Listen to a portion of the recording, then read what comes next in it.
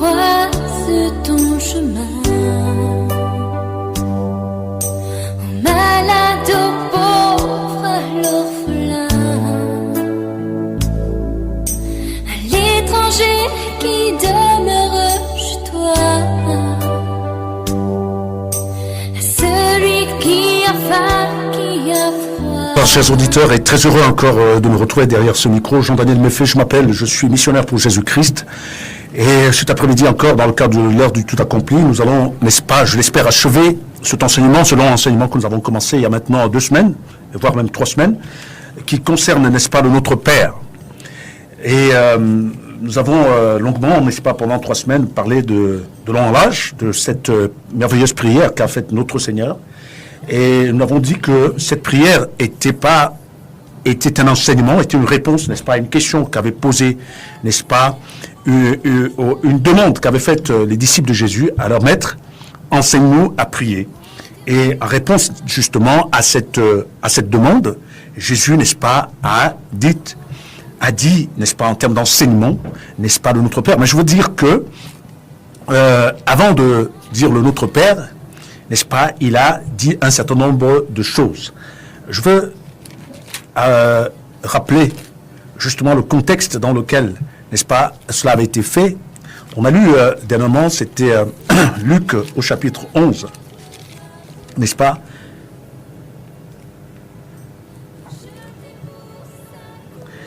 Il nous est dit, Jésus prie un jour en un certain lieu, lorsqu'il lui a achevé, un de ses disciples lui dit, Seigneur, enseigne-nous à prier comme Jean l'a enseigné à ses disciples.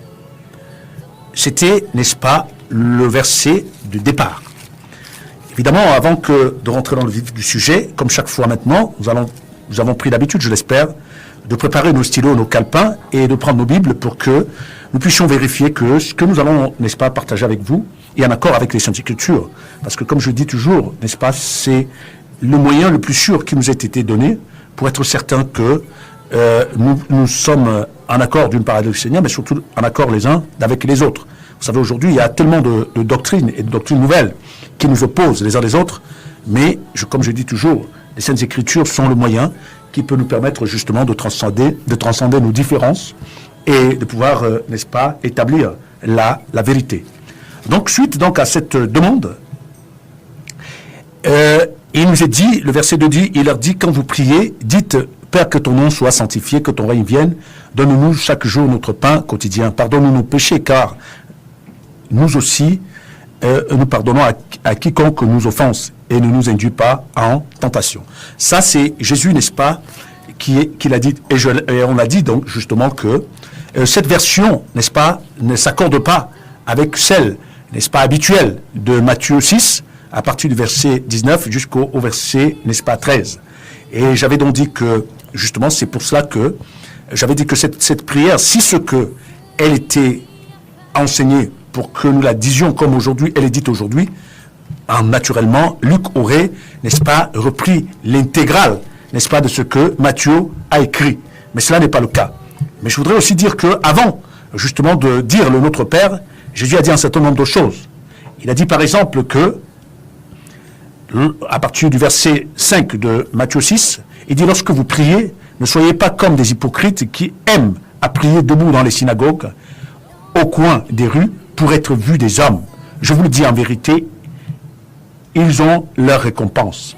Mais quand tu pries, entre dans ta chambre, ferme ta porte, prie ton Père qui est là dans le lieu secret, et ton Père qui voit dans le lieu secret te le rendra.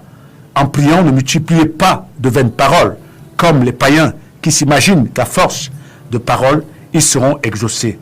Ne leur ressemblez pas, car votre Père Saint sait de quoi vous avez besoin avant que vous ne lui demandiez.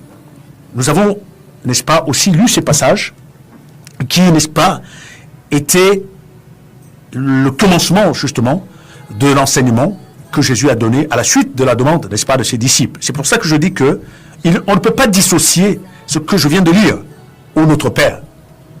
On ne peut pas dissocier.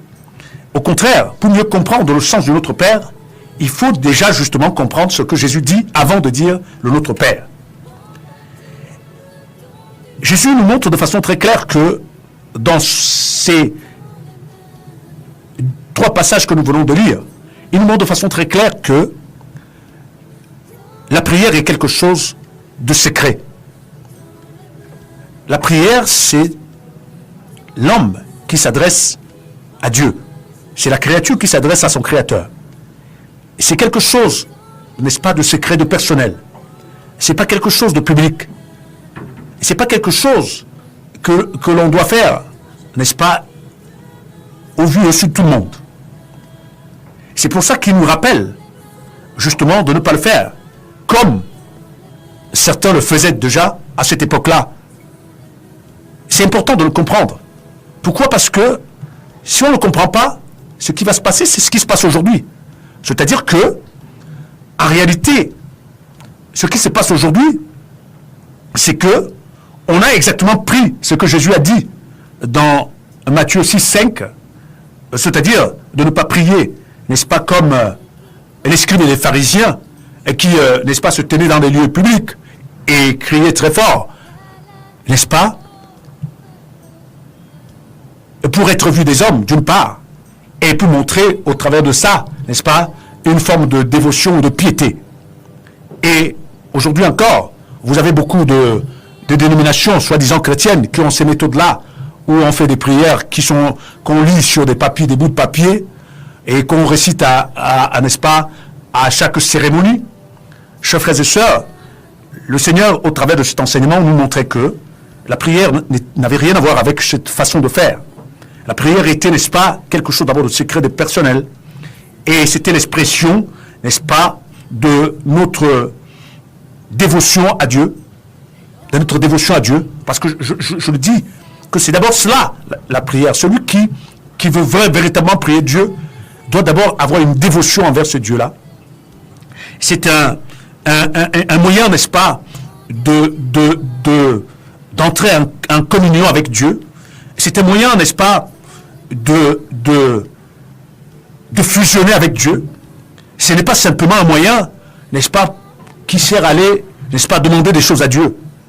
Et quand nous regardons justement la structuration, n'est-ce pas, de notre Père, nous nous rendons compte que, justement, l'enseignement que le Maître nous a donné nous démontre que la prière ne consiste pas d'aller simplement auprès de Dieu, lui dire je veux ceci, je veux cela, je veux ceci, je veux cela, comme malheureusement nous le faisons et comme malheureusement il nous a été enseigné. Et dans le Notre Père, donc, on avait dit que il y avait, n'est-ce pas, ce qu'on pourrait appeler 7 points essentiels qui se définissent pratiquement en cette phrase. Le Notre Père commence en disant que ton nom soit sanctifié. Ensuite, il dit que ton règne vienne, que ta volonté soit faite sur la terre comme au ciel. Donne-nous aujourd'hui notre pain quotidien. Pardonne-nous nos offenses, comme nous aussi nous pardonnons à ceux qui nous ont offensés. Ne nous induis pas en tentation. Délivre-nous du malin. Délivre-nous du malin. C'est avec, n'est-ce pas, cette dernière que nous allons conclure notre enseignement aujourd'hui.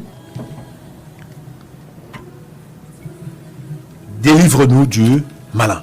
La question qu'on pourrait se poser, justement, c'est comment, n'est-ce pas, être délivré du malin. Et j'avais dit, justement, que si il suffisait simplement de répéter le Notre Père, comme cela nous a été enseigné, et de dire délivre-nous du malin, je crois qu'il y a longtemps que le malin serait aux antipodes de l'Église. Il serait à des milliards de kilomètres de nous, parce que ça fait des siècles que on dit cela. Délivre-nous du malin, mais pourtant le malin est toujours là. Et puis même encore, le malin s'est installé même, n'est-ce pas, au milieu de nous, et parfois, pour certains même, il s'est installé en nous. Chers frères et sœurs, cela montre que il ne suffit pas simplement de dire délivre-nous du malin pour que cela soit. Lorsque nous demandons quelque chose au Seigneur, le Seigneur ne se contente pas simplement de faire. Très souvent, il nous montre comment y parvenir. Pourquoi? Parce que la Bible nous rappelle dans le livre d'Hébreux que Dieu, par amour pour nous, veut nous rendre participants, n'est-ce pas, de sa nature divine. C'est-à-dire participants de son action. C'est pour cela que celui qui connaît réellement Dieu, ou qui veut connaître Dieu, doit savoir que dans chaque chose que nous allons demander à Dieu, il va l'accomplir, mais il ne l'accomplira jamais sans nous. Il accomplira toujours avec nous. D'abord, pourquoi? Parce que Dieu, c'est un gentleman, comme je dis toujours. Il ne nous force pas, il ne nous oblige pas. Au contraire, il sollicite notre volonté. C'est pour ça qu'il nous a créés avec la capacité, n'est-ce pas, de décider, de choisir, oui ou non. Est-ce que nous voulons faire avec lui ou nous voulons faire sans lui? Et celui qui veut marcher avec ce Dieu-là doit le savoir, que c'est un principe. Et à partir du moment où vous avez compris ce principe, alors vous pouvez comprendre le reste.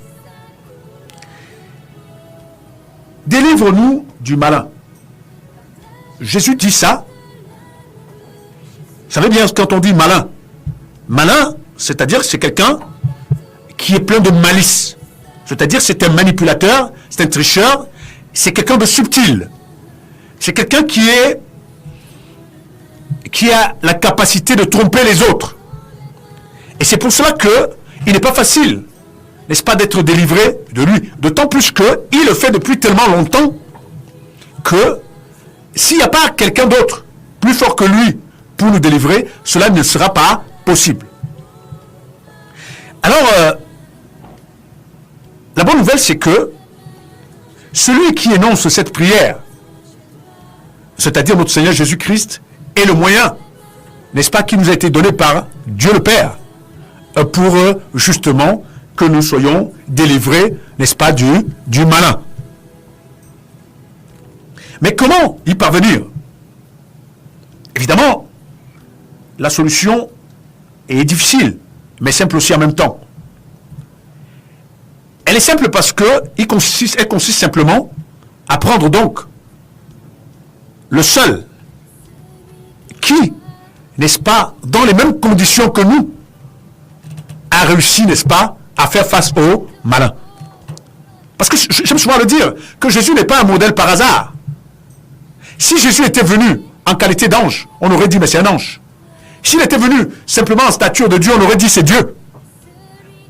Mais Dieu s'est humilié pour devenir un homme. C'est d'abord la première chose qu'il a fait. De Dieu qu'il était, il a accepté de devenir un homme. Il n'y a pas plus grande humiliation que ça. Et il n'y a pas plus grande humilité que cela. Mais, dans sa qualité d'homme, il a réussi ce qu'aucun homme n'avait réussi avant lui. C'est-à-dire de tenir, n'est-ce pas, éloigné de lui, n'est-ce pas, le malin.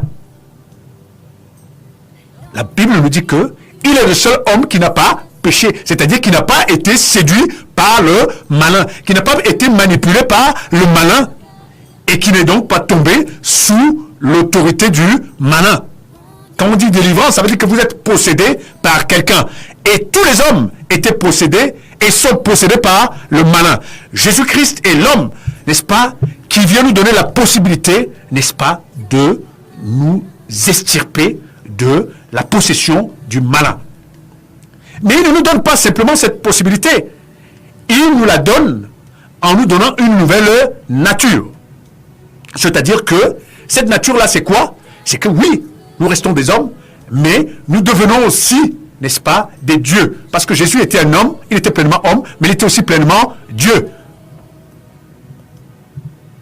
C'est cela. Et le seul moyen d'être délivré du malin, c'est d'accepter justement de fusionner avec Jésus. C'est de prendre Jésus comme modèle. Parce que seul celui qui va ressembler à Dieu,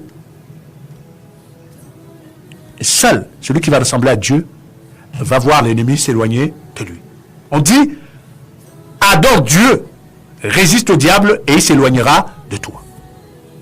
Et adorer Dieu, c'est quoi? J'avais dit qu'adorer, c'est aimer quelque chose ou quelqu'un au-delà de... Et donc, forcément, si vous aimez quelque chose de là, ça veut dire que vous idéalisez cette chose ou cette personne. Vous en faites un modèle.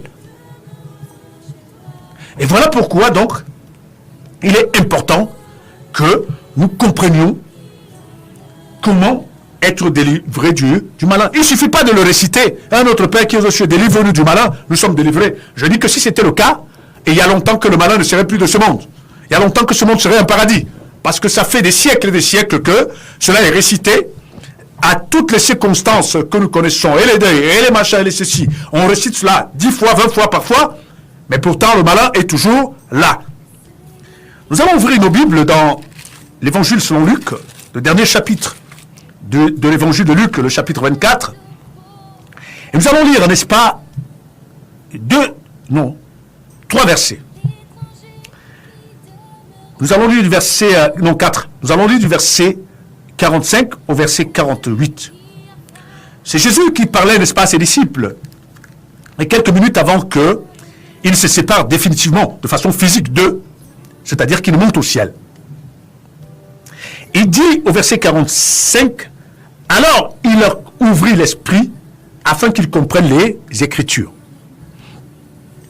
Il leur ouvrit l'esprit afin qu'ils comprennent les Écritures. Je voudrais d'abord m'arrêter là pour confirmer ce que j'ai dit à l'entame de mon propos, quand je disais que les Écritures sont quelque chose d'indispensable, parce que c'est le plus gros moyen au travers duquel Dieu nous parle. Mais ici, il nous est montré qu'il ne suffit pas simplement de connaître les Écritures. Encore faut-il les comprendre. Et cela, n'est-ce pas, il y a une dimension mystique qui doit intervenir. Parce que celui qui nous donne la compréhension des Écritures n'est pas un être humain. Il n'est pas un être humain. C'est pour ça que je dis souvent que c'est prétentieux de voir des hommes et des femmes qui, parce qu'ils sont soi-disant serviteurs de Dieu, donnent l'impression que c'est eux qui donnent la compréhension des Écritures à d'autres. Cela n'est pas vrai et cela n'est pas biblique. Le seul qui a été établi pour nous donner la compréhension des Écritures, c'est le Saint-Esprit. C'est pour ça que Jésus a dit qu'il est préférable qu'il s'en aille, et quand il sera venu, il vous rappellera et il vous conduira, c'est-à-dire qu'il vous révélera et vous donnera la compréhension des choses que vous n'avez pas comprises pendant que j'étais avec vous. Il dit au verset 36, il leur dit, ainsi il est écrit que le Christ souffrirait et qu'il ressusciterait des morts le 3e jour.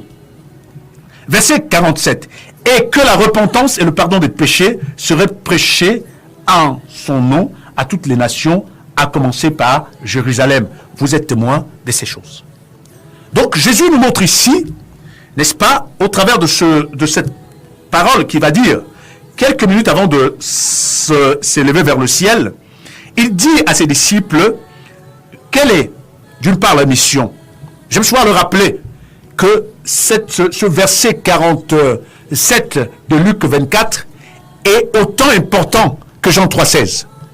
Je le dis parce que très souvent on utilise Jean 3,16, tous les grands évangélistes du monde utilisent ce mot, ce verset, mais Jean 3,16 est important parce que ça révèle, n'est-ce pas, l'amour de Dieu pour nous et la grâce de Dieu accordée en Jésus-Christ. Mais ça révèle aussi la nécessité de croire, n'est-ce pas, en Jésus-Christ pour être sauvé. Mais ici, n'est-ce pas, Jésus maintenant, lui, il définit quel est le socle, n'est-ce pas, de la mission qu'il confère à l'Église. Elle a 2 articulations, n'est-ce pas, appeler les gens à la repentance pour une conséquence, pour le pardon des péchés. Et ça rejoint ce que je disais tantôt que délivre-nous du malin. La seule façon d'être délivré du malin, c'est d'accepter, n'est-ce pas, de rentrer dans un processus de repentance. Repentance qui veut dire changer de voie, changer de façon de faire. Pourquoi? Parce que la Bible nous révèle que tous, autant que nous sommes, avons péché, c'est-à-dire donc que nous ne marchons plus selon les standards de Dieu, mais selon ceux du malin. Parce qu'il n'y a pas trois possibilités. Soit on marche selon les standards de Dieu, soit on marche selon les standards du malin. Ça veut donc dire quoi? Ça veut donc dire que pour que vous soyez délivré du malin, une simple prière ne pourrait pas, n'est-ce pas, vous amener à y parvenir. C'est pour cela que le maître, justement, qui a enseigné le Notre Père, a dit comment y parvenir. À accepter de se repentir, c'est-à-dire changer de voie, changer de tout pour être pardonné des péchés. C'est-à-dire que pour effacer déjà l'ardoise et marcher donc en nouveauté et en sainteté de vie. C'est pour ça qu'il nous a dit qu'en Jésus-Christ, les choses anciennes sont passées, toutes choses deviennent nouvelles. Chers frères et sœurs, vous comprenez donc pourquoi ce genre de récitations qui ont pris racine dans l'Église de Christ sont dangereux. Pourquoi? Parce que ils vous infantilisent d'une part, Et puis, forcément, ce genre de choses, n'est-ce pas, sont telles qui donnent l'impression que nous avons un Dieu qui, en réalité, n'est pas concret. C'est quelque chose d'abstrait, qui n'a pas de poids. Chers frères et sœurs, Jésus-Christ était Dieu fait chair. Et vous pensez en toute honnêteté que si Dieu, lorsqu'il a dit notre Père qui es aux cieux, que ton nom soit sanctifié, que ton règne vienne, que ta volonté soit faite sur la terre, s'il avait dit pour que nous le fassions comme nous le faisons maintenant, ça n'aurait pas d'effet, vous le croyez? Chers frères et sœurs, ça aurait un effet. Parce que Dieu a dit qu'il veille sur sa parole pour l'exécuter.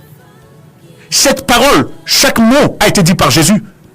Mais la compréhension de ce que Jésus a dit, c'est celle-là qui pose le problème aujourd'hui. Nous avons besoin, comme ses disciples, n'est-ce pas, qu'on nous donne la compréhension des Écritures. Rappelez-vous que le Notre Père fait partie des Écritures. Ça veut donc dire que si Jésus a dit ici il leur donna donc la compréhension des Écritures, ça veut dire que pendant un moment, même eux qui étaient avec Jésus tous les jours ne comprenaient pas les Écritures. Chers frères et sœurs, tout le monde ne comprend pas les Écritures. C'est une grâce divine. C'est une action divine qui permet que, à un moment, nous comprenions. C'est cela qui est appelé la révélation. Et vous pensez que la compréhension, notre Père est les seules Écritures dans toute la Bible, que Dieu a donné la compréhension à tous les hommes.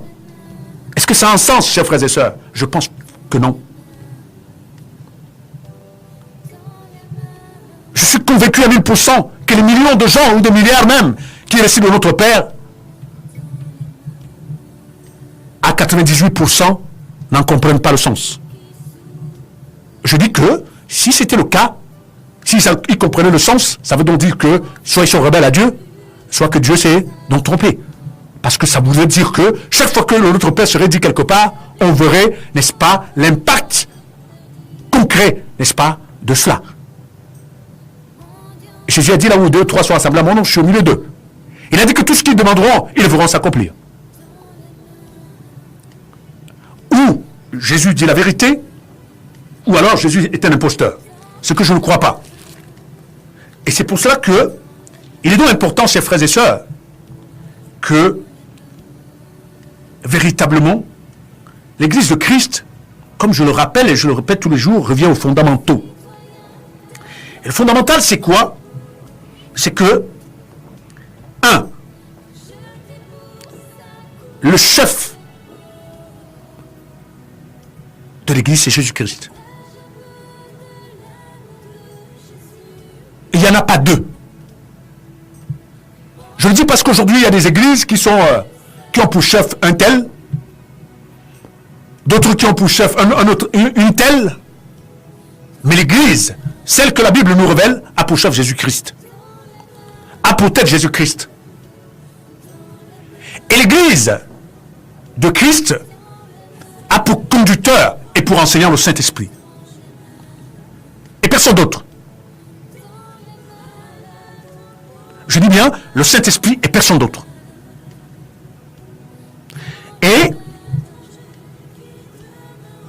elle a pour support les Saintes Écritures. C'est les 3 éléments que nous devons assimiler. Ça doit être quelque chose, pas simplement une connaissance, ça doit être des convictions. Que nous comprenons que le chef de l'Église, c'est Christ, l'enseignant et le conducteur, c'est le Saint-Esprit, et le support principal, c'est les Saintes Écritures. Je le dis pourquoi. J'ai eu le privilège et la grâce, comme je vous l'ai dit, de voyager un tout petit peu sur cette petite planète et de rencontrer beaucoup de frères et sœurs. J'en ai rencontré pratiquement de toutes les races de la Terre. Et je peux vous dire que ces 3 éléments que j'ai cités sont de plus en plus négligés. Je n'ai pas envie de dire méprisés, au risque d'accuser à tort, mais je préfère dire méprisés, je préfère dire pris à la légère par un bon nombre d'entre nous. Si vous regardez, comme je disais tout à l'heure, Je suis souvent attristé de voir quelqu'un qui vient me voir et qui me dit « je suis de l'église d'un tel ». Cela me pose un problème et m'attriste parce qu'il n'y a pas l'église d'un tel. Du moins, il peut en exister, il y a beaucoup d'églises aujourd'hui. Mais la seule vraie église, elle est celle de Christ.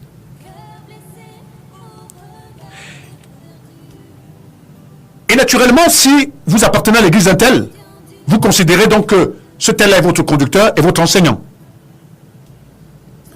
Et par conséquent, vous ne prendrez comme vérité que ce qu'il vous dit ou ce qu'il vous enseigne. Mais si vous considérez que Jésus-Christ est le chef de votre église et que le Saint-Esprit est votre conducteur, votre enseignant, alors vous considérez les Écritures comme étant saintes, comme étant quelque chose de sacré.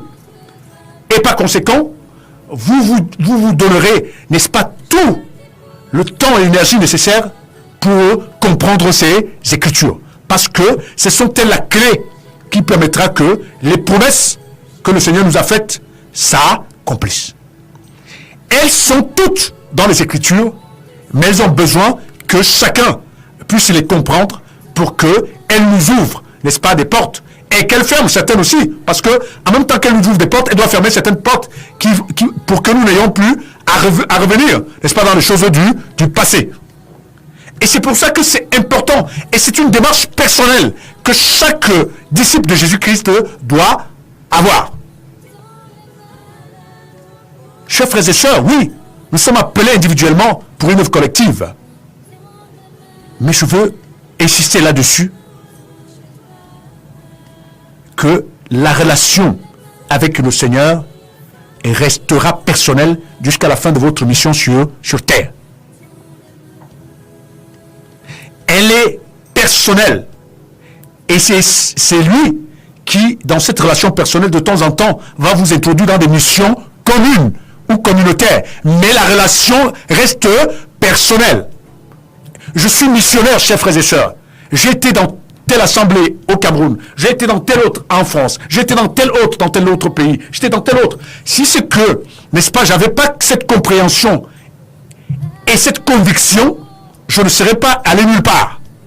Je serais resté comme la plupart d'entre nous, sédentaires dans une assemblée et mourir là. Chers frères et sœurs, nous avons été appelés pour aller là où le Saint-Esprit nous conduit.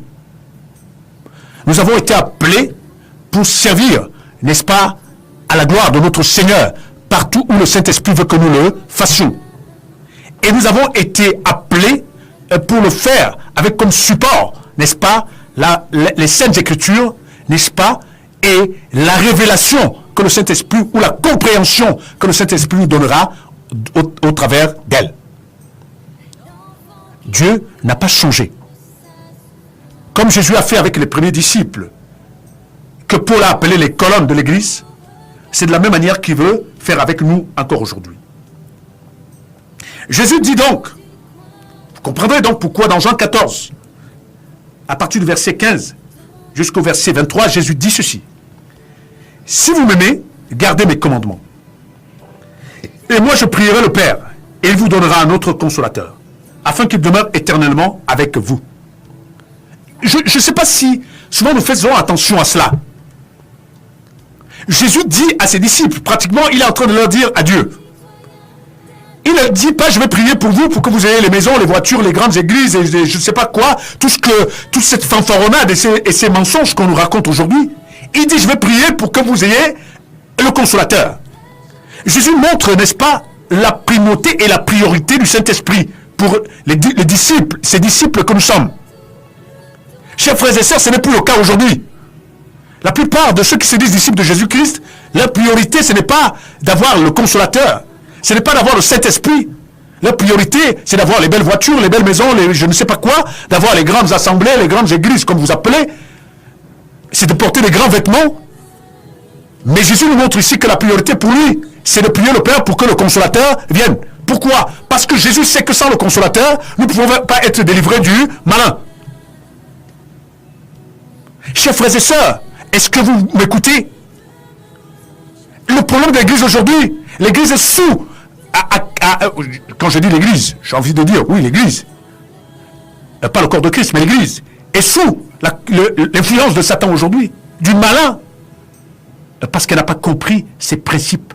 Elle n'a pas compris, n'est-ce pas, l'ordre établi par le Seigneur. Il dit, l'esprit de vérité que le monde ne peut recevoir, parce qu'il ne le voit point et ne le connaît point. Mais vous, vous le connaissez, car il demeure avec vous et il sera en vous. Chers frères et sœurs, il dit l'esprit de vérité. Pourquoi? Parce qu'avant la venue de cet esprit, le monde est conduit par l'esprit du mensonge. Ça veut dire que le Seigneur nous montre ici que la priorité pour être son disciple, il faut que nous soyons désormais influencés par un nouvel esprit. Nous étions ses ennemis hier parce que nous étions influencés par l'esprit du mensonge. Et maintenant, pour devenir ses amis, ses disciples et ses enfants, il faut que nous soyons influencés par l'esprit de vérité. L'esprit de vérité.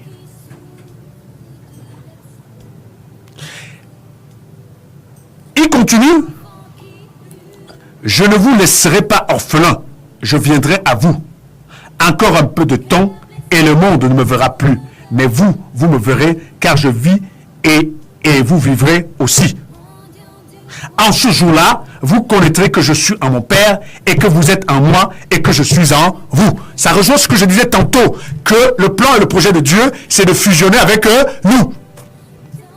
Nous ne serons plus que de simples hommes, mais nous serons des hommes et des dieux, comme était Jésus. Il était pleinement homme, il était pleinement Dieu. Il continue, il dit, celui qui a mes commandements et qui les garde, c'est celui qui m'aime. Et celui qui m'aime sera aimé de mon Père.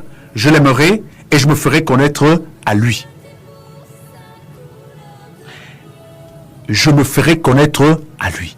Est-ce que vous comprenez ça? D'abord, il ne dit pas « il me connaîtra ». Il dit « je me ferai connaître ». Et il faut le savoir. Dieu, Christ, c'est lui qui se révèle à nous. C'est lui qui se fait connaître.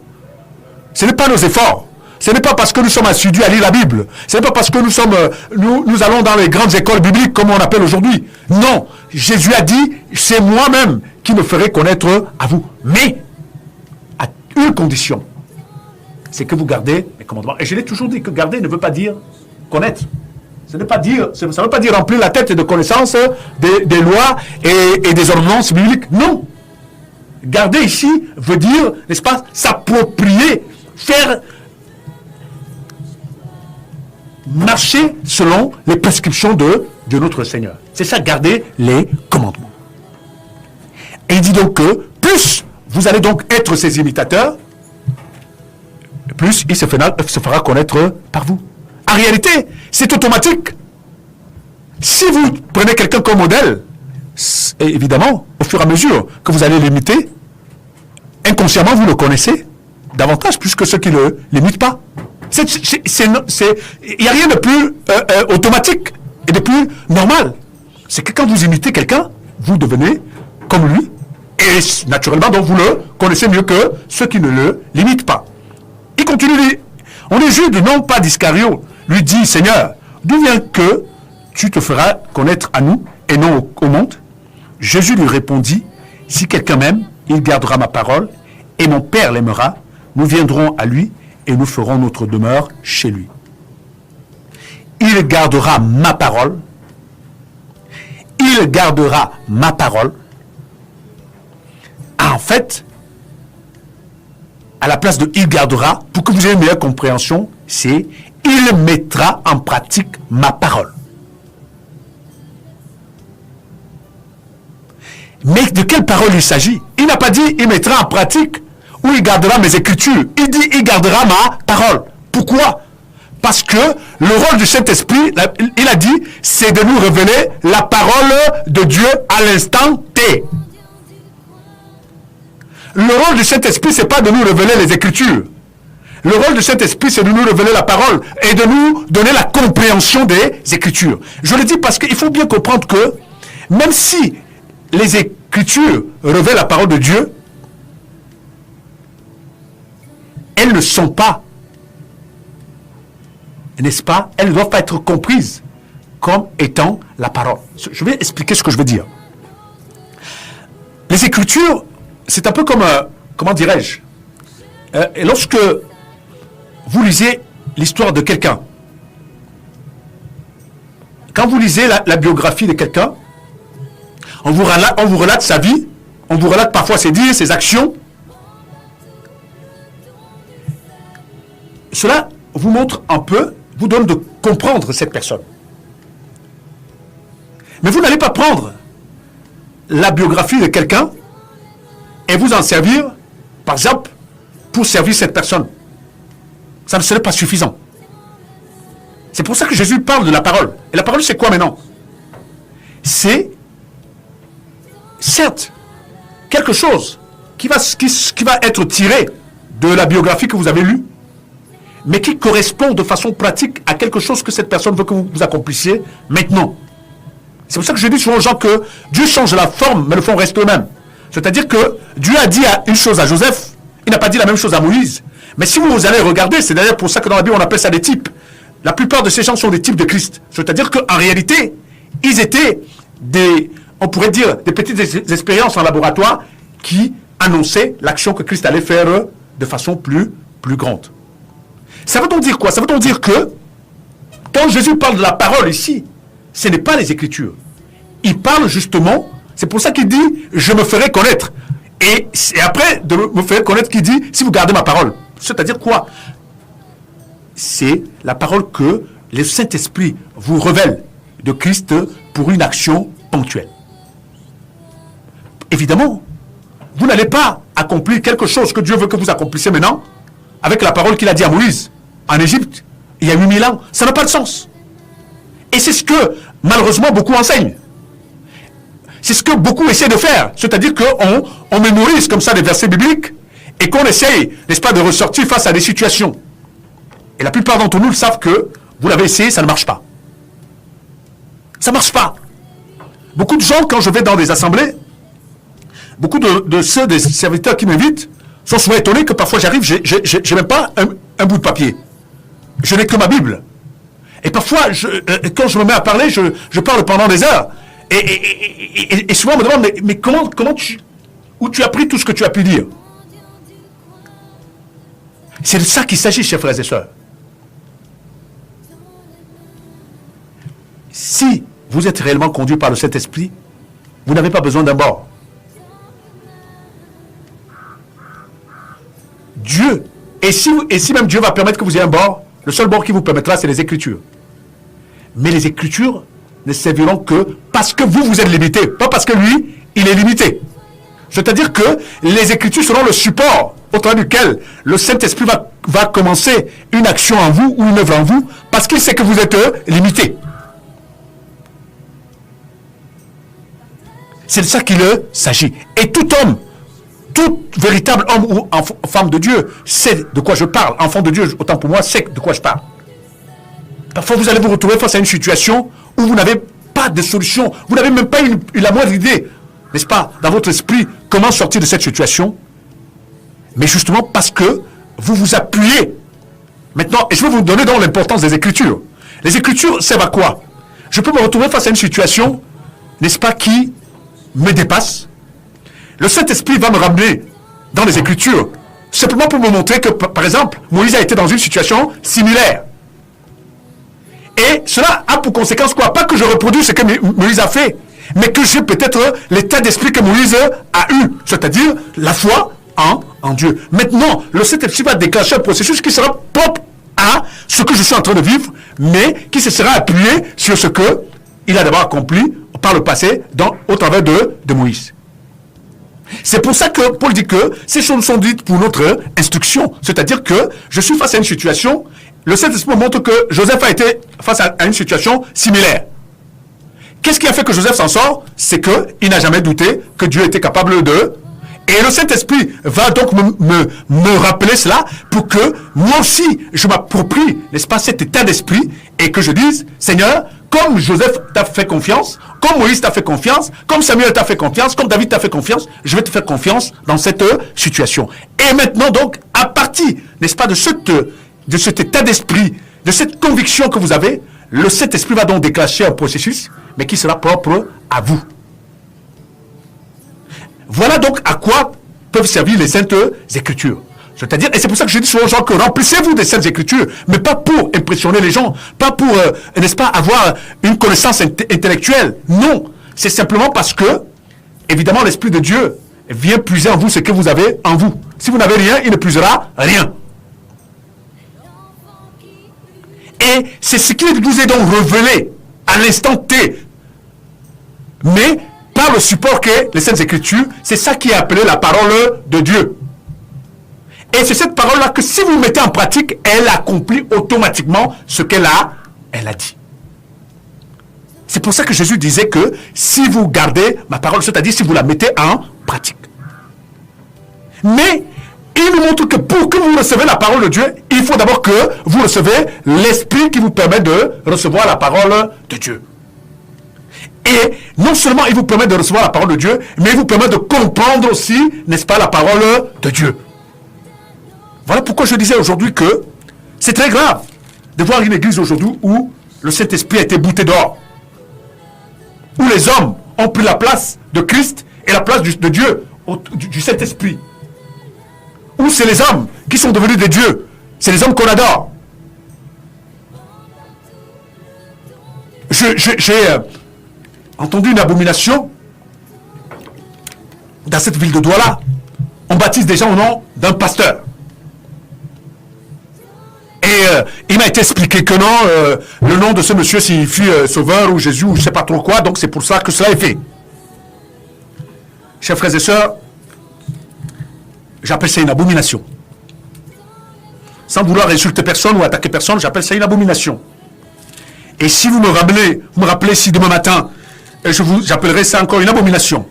Si vous me rappelez l'année prochaine, j'appellerai encore ça une abomination. Parce que ma Bible, la vôtre, dit qu'il y a un seul nom qui a été donné au-dessus, sur la terre, dans les cieux, partout. C'est le nom de Jésus-Christ. Et Jésus-Christ seul. C'est le seul nom auquel nous devons être baptisés. Jean 17, 14 à 17, cette merveilleuse prière de notre Seigneur Jésus-Christ, adressé à son Père, à l'endroit de ceux qui ont reconnu qu'il était venu du Père, qui ont accepté ce qu'il leur a enseigné, et qui ont gardé, c'est pas moi, c'est ce que lui-même dit au commencement de cette prière. J'aime cette prière, parce qu'il met le cadre. Le verset 14 dit, « Je leur ai donné ta parole, et le monde les a haïs, parce qu'ils ne sont pas du monde, comme moi, je ne suis pas du monde. Je ne te prie pas de les ôter du monde, mais de les préserver du malin. » Je ne pouvais pas ne pas lire ce verset, parce qu'il est explicite, parce que si je n'avais pas lu, on l'avait dit, mais il a raconté Jésus montre donc ici comment être préservé du malin, c'est-à-dire aussi comment en être délivré. Et ils ont d'abord reçu la parole. Mais il dit quand même, préserve-les du malin. Pourquoi? Comment? En faisant en sorte qu'ils ne s'éloignent jamais de cette parole, qu'ils ne s'éloignent jamais, n'est-ce pas, de ces commandements. Il dit, ils ne sont pas du monde, comme moi je ne suis pas du monde.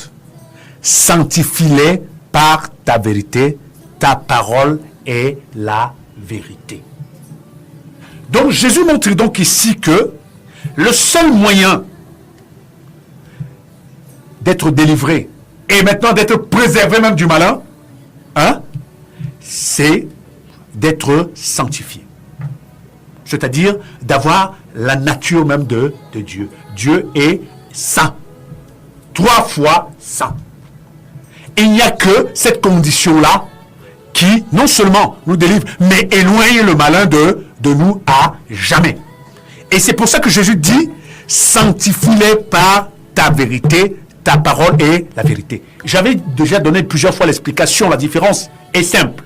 La parole, c'est la révélation, la vérité, c'est l'accomplissement de la révélation. Donc, qu'est-ce que Jésus veut dire, en fait, ici? C'est que comme ils ont gardé ta parole, montre-leur que ta parole s'accomplit toujours. C'est ce que Jésus est en train de dire ici. Et celui qui voit la parole de Dieu s'accomplir tous les jours ne peut plus être sous l'influence du malin.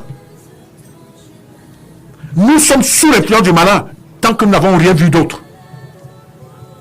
Voyez-vous, tant que vous n'avez rien vu d'autre, vous êtes sous l'influence du malin. Tout à l'heure, j'étais à l'école de mes enfants et je discutais comme ça avec deux parents des camarades de mes enfants. Et je disais à un que Jésus a donné un enseignement qui est fondamental, mais que les gens ne comprennent pas quand il a dit « Et si on vous gifle, la joue droite, donnez la gauche ». Et j'étais en train de leur expliquer que beaucoup de gens aujourd'hui meurent, parfois par la sorcellerie, simplement pourquoi? Parce que quand Satan vous provoque, il veut que vous réagissiez.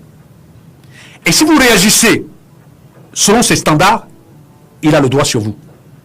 Pourquoi? Parce qu'il est au-dessus de vous dans ce domaine-là. Mais si vous réagissez selon les standards de Christ, il est impuissant. Et je leur ai dit, c'est pour ça que si vous opposez à l'adversité, à la haine, l'amour, vous désarmez la personne qui est en face de vous. Elle n'a plus de moyens pour vous atteindre. Et c'est pour ça que Jésus montre donc ici que le seul moyen d'être préservé du malin, c'est d'être sanctifié. Et pour être sanctifié, on sanctifie comment? Par l'accomplissement de la parole de Dieu dans votre vie. Mais la parole de Dieu ne s'accomplira dans votre vie que si vous croyez en elle. Hein? Et la meilleure preuve que vous croyez à la parole de Dieu, c'est la mettre en pratique. Et le problème de l'Église aujourd'hui, c'est que beaucoup de gens disent de bouche qu'ils croient à la parole de Dieu, mais très peu, n'est-ce pas, la mettre en pratique. Et je vais vous dire que c'est pour ça que l'Église existe. Le rôle de l'Église était justement du fait que Dieu est conscient que seul, il y a des choses qu'on ne peut pas faire. Mais à plusieurs, ça devient plus facile. Et l'ennemi s'est introduit dans nos églises. Pourquoi? Parce que nous ne faisons plus ce que le Saint-Esprit veut que nous fassions, mais nous faisons ce qu'un homme ou un groupe d'hommes décide que nous fassions. Conséquence, l'ennemi, le malin, va toujours nous séduire. Il n'y a pas un homme, je dis que quel que soit son titre, quelle que soit sa puissance, quel que soit son pouvoir, s'il n'est pas sous la conduite du Saint-Esprit, il n'y a pas un homme qui peut résister au malin. Il n'y en a pas un seul. Le seul moyen de résister au malin, c'est d'être sous l'autorité du Saint-Esprit, de Dieu lui-même. Et vous comprenez donc maintenant toute la structure de notre Père. Pourquoi ça commence par notre Père qui est aux cieux? C'est-à-dire, j'avais dit, la position, c'est dit comme ça aux cieux pour montrer où est le trône de Dieu. La Bible nous dit que Dieu est omniprésent. Mais il a un endroit où est son trône. C'est aux cieux. Et on nous dit que Satan, lui, il est où? En bas. Donc, ça nous montre la position de Dieu par rapport à Satan. Donc, il faut que celui qui va dans la présence de Dieu sache déjà que Dieu se situe là et que Satan se situe en dessous. Deuxième chose, que ton nom soit sanctifié. Celui qui va dans la présence de Dieu doit savoir que Dieu est saint et Satan ne l'est pas. C'est important, chers frères et sœurs, de comprendre cela. Dieu est saint et Satan ne l'est pas. Que ton règne vienne. Je l'avais aussi expliqué. Donc, celui donc qui sait que Dieu est là-haut, Dieu est saint, maintenant veut que le règne de Dieu vienne. Pourquoi? Parce que là où le règne de Dieu vient, parce que la Bible dit que Dieu ne partage sa gloire avec personne. Donc là où le règne de Dieu vient, le règne de Satan s'en va. La suite c'est quoi? Que ta volonté soit faite sur la terre comme au ciel. Hier nous accomplissions la volonté de celui de qui nous dépendions, c'est-à-dire de Satan. Aujourd'hui, parce que nous connaissons que Dieu est là-haut, plus puissant que Satan, il est saint, Satan ne l'est pas. Nous acceptons que son règne vienne, alors par conséquence, c'est que celui qui accepte que le règne de Dieu vienne, n'est-ce pas, va souhaiter aussi que ce soit dans la volonté de Dieu qui s'accomplisse. D'autant plus que les Saintes Écritures nous révèlent que la volonté de Dieu pour nous est parfaite, alors que celle de Satan était exactement le contraire. Et maintenant, conséquence, donne-nous donc aujourd'hui notre pain quotidien. J'avais dit ça l'autre jour, quand j'avais dit que Jésus n'a pas été fou quand il a dit le pain. Il aurait pu dire la nourriture. Et très souvent, la compréhension que le plus grand nombre a de cette phrase, c'est la nourriture. Mais ce n'est pas de la nourriture que Jésus parlait. Il parlait du pain. De pain, c'est-à-dire, et il a dit lui-même, je suis le pain de vie, c'est-à-dire la révélation. Il nous montre donc que pour que la volonté de Dieu s'accomplisse, il faut que nous la connaissions. Et la volonté de Dieu, n'est-ce pas, est inspirée par quoi? Par la parole. Jésus est la parole de Dieu, mais il est aussi le pain de vie. Est-ce que vous me comprenez? Je suis déjà en train de conclure l'enseignement. Que ta volonté soit faite au ciel Mais comment la volonté de Dieu peut être faite si on ne la connaît pas? Elle se révèle par le pain de chaque jour. C'est-à-dire par la révélation donc qu'il nous donne chaque jour. C'est pas celle qu'il a donnée à Moïse hier. Il faut que celui qui marche avec Dieu ait la révélation de Dieu chaque jour. Parce que chaque jour, il vit des situations. Chaque jour, il est confronté à des problèmes. Il est confronté à des difficultés auxquelles il doit apporter des solutions, auxquelles il doit apporter des réponses, auxquelles il doit apporter des mots, des guérisons. C'est pour cela qu'il a besoin, non seulement de la volonté de Dieu, et il a besoin, n'est-ce pas, du moyen donc qui permet qu'il ait cette volonté. Et ce moyen, c'est la parole, le pain, n'est-ce pas, quotidien. Il dit, pardonne-nous nos offenses comme nous aussi nous pardonnons à ceux qui nous ont offensés. Et ça aussi, j'avais expliqué que ça veut dire quoi? Ça veut donc dire que celui qui se tient dans la présence de Dieu doit savoir une chose, c'est que Dieu attend de lui qu'il devienne comme lui. Dieu m'a pardonné, donc moi aussi je dois devenir un homme qui pardonne. Dieu a été compatissant à mon endroit, moi aussi je dois devenir un homme compatissant. Dieu a été miséricordieux, moi aussi je dois devenir un homme miséricordieux. C'est ça que Jésus est en train d'enseigner au travers du Notre Père. Comment prier? Rappelons-nous, enseigne-nous à prier. Il montre donc comment y parvenir. Il ne nous dit pas prier comme ça. Il montre comment y parvenir. Et je rappelle que j'ai dit que le Notre Père est inclus dans ce qu'on appelle les Écritures. Et il nous a été dit qu'il leur donna la compréhension des Écritures. Ça veut dire que même dans notre Père, c'était parabolique. Il y avait des choses qui étaient dites, mais qui avaient besoin qu'on ait la compréhension. Il dit, pardonne nos offenses, il dit, ne nous induis pas en tentation. On l'a dit tantôt que qu'est-ce qui peut induire quelqu'un en tentation? Qu'est-ce qui peut induire quelqu'un en tentation? Quand on dit tentation, ça veut dire que il y a quelque chose ou quelqu'un en face qui va être l'instrument qui va vous tenter. Donc quand il dit ne vous induis pas en tentation, ça veut dire quoi? Ça veut dire en réalité, pourquoi nous étions induits en tentation hier? C'est parce que nous étions sous la conduite du tentateur, du malin, du séducteur. Donc en réalité, celui qui se tient à la parole de Dieu doit donc implorer la présence permanente de Dieu en lui. Parce que c'est le seul moyen de ne pas être induit en tentation. Et c'est pour ça qu'on parlait du pain quotidien. C'est-à-dire que la parole révélée de Dieu doit être présente chaque jour dans dans votre vie pour que, n'est-ce pas, vous ne soyez pas induit en tentation.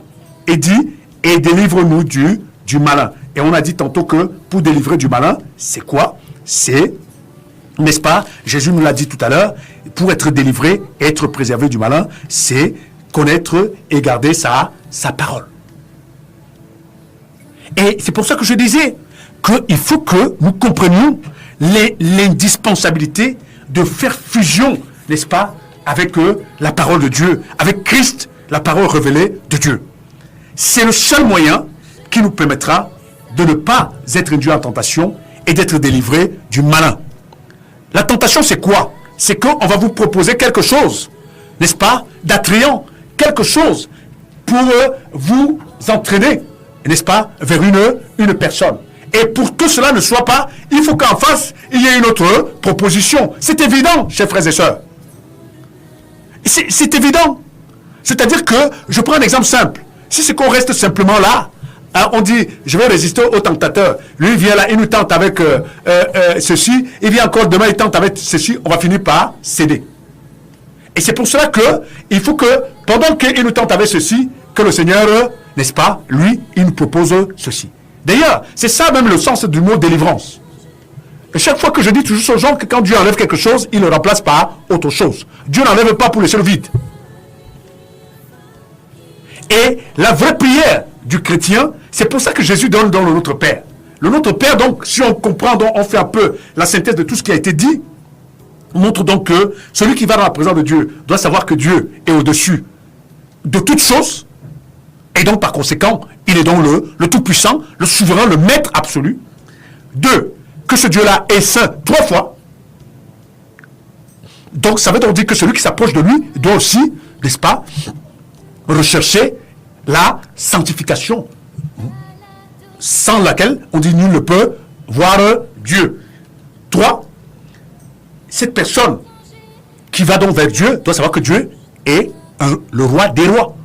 Donc par conséquent, quand tu vas solliciter un roi, tu dois donc accepter d'être sous son règne. Et son règne donc, n'est-ce pas, est exprimé au travers de sa volonté. Puisqu'on l'a dit tantôt que la particularité d'un royaume par rapport à une république, c'est que c'est le roi, n'est-ce pas? C'est le roi qui est la constitution, c'est ce qu'il décide, qui est considéré comme la loi. Donc sa volonté, n'est-ce pas, il doit donc chercher à connaître sa volonté. Et il faut que cette volonté s'exprime comme elle est dans son trône sur la terre. Parce que nous sommes sur la terre et lui il est là-haut. Et elle s'exprimera comment? Justement par la réception donc, de chaque jour de cette parole qui est l'expression de la volonté de Dieu. Puisque quand on dit j'ai la volonté de faire telle chose, j'ai la volonté, c'est dans ma tête. Mais pour que cette volonté, elle soit connue des autres, il faut que je m'exprime. Donc, le tout n'est pas que la volonté de Dieu soit faite, mais comment elle va être faite par la réception du pain quotidien. C'est-à-dire de chaque jour, n'est-ce pas, la parole qui va nous révéler donc la volonté de Dieu. Cinquième chose, pardonne-nous nos offenses. Ça veut donc dire que celui qui va donc dans la présence de Dieu doit savoir que le seul fait d'être accueilli dans la présence de Dieu est la preuve que Dieu vous a pardonné. Et c'est pour ça que Dieu attend de vous aussi que vous soyez une personne qui, n'est-ce pas, pardonne aux autres. Parce que la Bible dit que nous étions séparés de Dieu. C'est pour ça qu'il n'était pas possible de nous s'adresser à lui. C'est pour ça qu'il n'était pas possible de le connaître, même de savoir qu'il était au ciel, qu'il était saint et qu'il était ainsi de suite. Donc celui qui va dans la présence de Dieu doit savoir que les exigences de Dieu, c'est que il faut qu'il soit à l'image et à la ressemblance de Dieu lui-même. Dieu est amour, tu dois être amour, Dieu est miséricordieux, tu dois être miséricordieux, Dieu est compatissant, tu dois être compatissant, ainsi de suite, hein, ainsi de suite. Et 6, ne nous induis pas en tentation. Ça veut dire quoi? Ça veut donc dire que propose-nous des choses, n'est-ce pas, qui vont être en opposition à celles que le tentateur, le séducteur nous propose depuis tant de siècles. Et à la fin, délivre-nous du malin. Et Jésus a expliqué comment délivrer du malin. En gardant la parole et en acceptant la sanctification. Donc, chers frères et sœurs, si vous comprenez tout le sens de cet enseignement, et je rappelle que cet enseignement, celui qui voudra l'avoir m'appellera et il vous sera donné gratuitement. Je dis bien gratuitement. Parce que mon souhait, c'est que chacun puisse réécouter tous ces enseignements qui ont été donnés et puisse se tenir dans la présence du Saint-Esprit pour qu'il vous enseigne. Parce qu'il nous connaît mieux que quiconque. Je ne vous connais pas. Moi, je viens dire les choses qu'il me demande de dire. Mais maintenant, pour que ces choses-là soient comprises par vous, il faut que vous vous teniez dans sa présence. Et donc, toute personne qui aura besoin de tous ces enseignements que nous avons donnés, n'est-ce pas, que ce soit d'ailleurs ceux avant, que ce soit ceux sur le Saint-Esprit, vous nous appellerez et on vous donnera ces enseignements, je le rappelle et je le répète, gratuitement. Parce que notre but et notre responsabilité, c'est d'apporter toute la lumière qui nous a été donnée, sans rien retenir pour nous. Je m'excuse si, n'est-ce pas, dans tout cet enseignement que nous avons donné, peut-être qu'il y a des choses que nous n'avons pas dites. Je m'en excuse. Peut-être qu'on a dit des choses de trop. Je m'en excuse aussi. Ma prière et mon souhait, c'est que le Saint-Esprit ne laisse en nous que ce qui est venu de lui. Et qu'il efface de ce qui est venu, n'est-ce pas, de ma modeste personne. Mais je me réjouis de ce que Dieu me fait la grâce, n'est-ce pas, d'être l'instrument au travers duquel, n'est-ce pas, il voulait nous transmettre cet enseignement. Ma prière, c'est que cet enseignement serve, n'est-ce pas, pour la gloire de notre Seigneur et serve, n'est-ce pas, aussi pour la gloire de son Église. 6 70 59 18 30 et 6 70 59 18 30, vous appelez, vous aurez quelqu'un au bout du fil et nous serons là disponibles pour répondre à toutes vos questions, à vos préoccupations. Et comme je disais, ceux qui auront besoin, n'est-ce pas, de ces enseignements, appelez-nous et nous les mettrons à votre disposition. Que le Seigneur bénisse sa parole et je l'espère encore que sa parole nous bénisse abondamment. Au revoir et certainement, si le Seigneur le permet, dimanche, 18h, nous serons encore là pour un autre enseignement. Au revoir et bonsoir. Crois